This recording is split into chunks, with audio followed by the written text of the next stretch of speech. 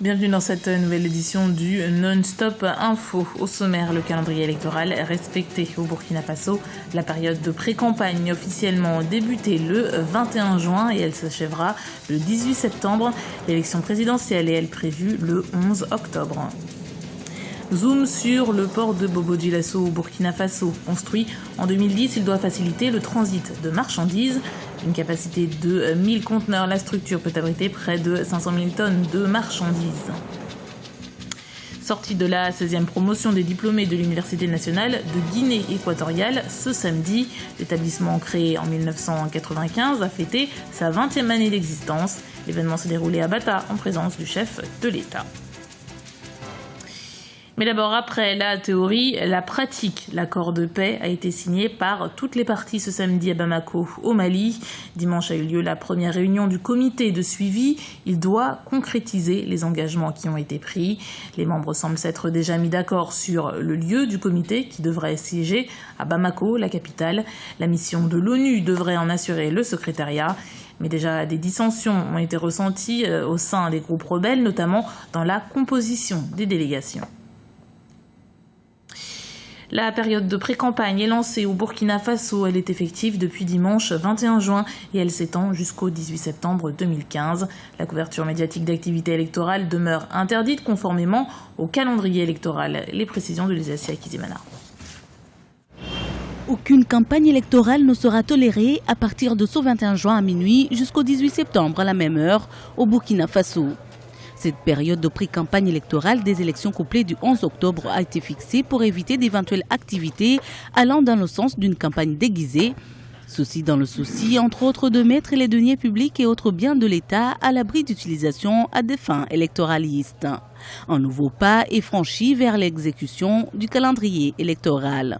Je souhaite vivement que le processus électoral en cours puisse doter le pays d'institutions stables pour que le Burkina Faso ne vienne pas s'ajouter à la longue liste des pays africains en difficulté ou en crise. C'est la raison pour laquelle les mesures d'exclusion édictées par la transition me semblent être des mesures excessives, disproportionnées et finalement dangereuses. Nous travaillons à ce que l'élection à venir soit une élection apaisée qui réconcilie absolument les Burkinabés, au lendemain desquels les vaincus féliciteront les vainqueurs. Des vainqueurs ou des vaincus qui seront parmi plusieurs candidatures déjà affichées, les inscriptions continuent.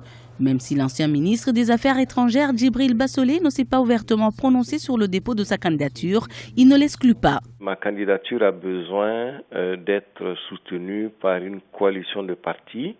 C'est vrai, les jeunes ont lancé un appel, mais les jeunes n'ont pas pour l'instant un parti structuré. Donc il me faut conquérir le soutien de partis structurés existants déjà sur le terrain, ce qui nécessite beaucoup de concertation et de négociations qui n'ont pas besoin nécessairement d'être médiatisées. Dans ce pays, des hommes intègres, le calendrier électoral a fixé les élections présidentielles et législatives pour le 11 octobre 2015 et les municipales au 31 janvier 2016. On reste au Burkina Faso où la gare routière internationale de Bobo-Dioulasso est accessible par route ou encore par voie ferrée. Construite en 2010, il devrait contribuer à l'accroissement et à la sécurisation des marchandises en provenance du Mali, entre autres pays. Ce port regroupe tous les services portuaires tels que le fret, une zone de sécurité pour le transit des camions et des conteneurs. Reportage de notre correspondant Wendiam Valentin Comparé. Le port sec de Bobo-Dioulasso, une infrastructure moderne au profit des opérateurs économiques de la sous-région. Entrée en activité depuis plus de 5 ans, cette plateforme multimodale est accessible par la route et par les rails. Ce port devrait contribuer à l'accroissement et à la sécurisation des marchandises ainsi que leur contrôle en provenance du Mali, de la Côte d'Ivoire mais aussi d'autres pays. Bâtie sur une superficie de 19 hectares, cette gare routière de Bobo sera donc un véritable port dans le désert et devrait permettre de diminuer la fraude fiscale, une endémie aux frontières africaines. Quand on n'était pas encore, parce que le port sec a été mis en activité en 2010, en janvier 2010, mais avant janvier 2010, la ville de Bobo-Dioulasso n'avait pas un espace aménagé assez grand pour en tout cas pouvoir traiter tout le fret. Du coup, il y avait un manque à gagner certain pour certaines institutions comme la douane. Et je crois que depuis que le port sec est opérationnel, les services de douane sont plus à l'aise pour pouvoir vraiment mieux traiter, mieux prendre en charge en tout cas toutes les marchandises. Réalisé à hauteur de 7 milliards de francs CFA, ce port sec est à 500 000 tonnes de marchandises en dédouanement par an, avec près de 7 milliards de prévisions par mois. La plateforme possède aussi un terminal à conteneurs de 15 000 m² avec une capacité de stockage de 1000 conteneurs. C'est pour aider les transporteurs à fluidifier leur transport. Les conteneurs viennent, on les dépose et le camion ou le wagon retourne vide. Donc avant, le conteneur pouvait faire 2 semaines, 3 semaines sur le camion. Avec le terminal, ça ne se fait plus. Alors il faut dire que le bureau de Bobo-Gare est le bureau le plus important de la région de l'Ouest. Voilà, donc sur les prévisions à peu près de 89 milliards l'année, nous sommes à 85 milliards pour le bureau de Bobo-Gare. Donc c'est vraiment le bureau chef de file de l'Ouest. Inauguré en 2010, ce port sec a un taux de fréquentation d'environ 70%. Avec la normalisation du corridor ivoirien, les responsables de la Chambre du commerce espèrent une hausse de sa fréquentation et comptent dans l'avenir augmenter sa capacité d'accueil. En Côte d'Ivoire, les pluies diluviennes ont fait 6 nouvelles victimes dans 2 quartiers d'Abidjan ce week-end.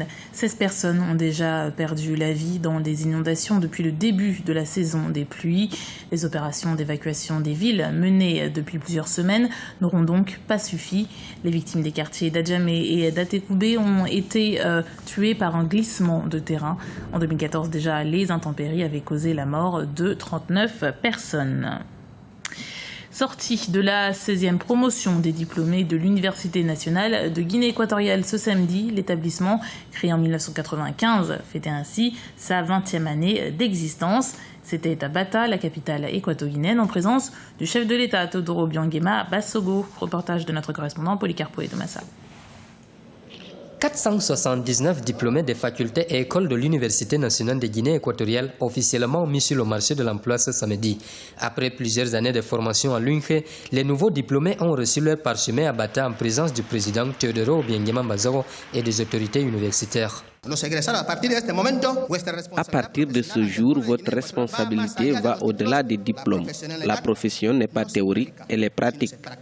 Le meilleur service que vous pouvez rendre au pays et à l'ensemble de la société, c'est d'apporter chacun son grain de sable pour le développement du pays.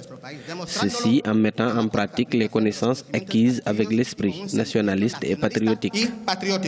Le chef de l'État a salué les résultats livrés par la première université de la Guinée équatoriale. Pour le président, la réussite de l'UNGE est une victoire pour la nation. Un pays sans des cadres qualifiés ne peut pas garantir son développement ni celui de ses citoyens. C'est le résultat tangible qui nous produit la satisfaction d'un devoir accompli.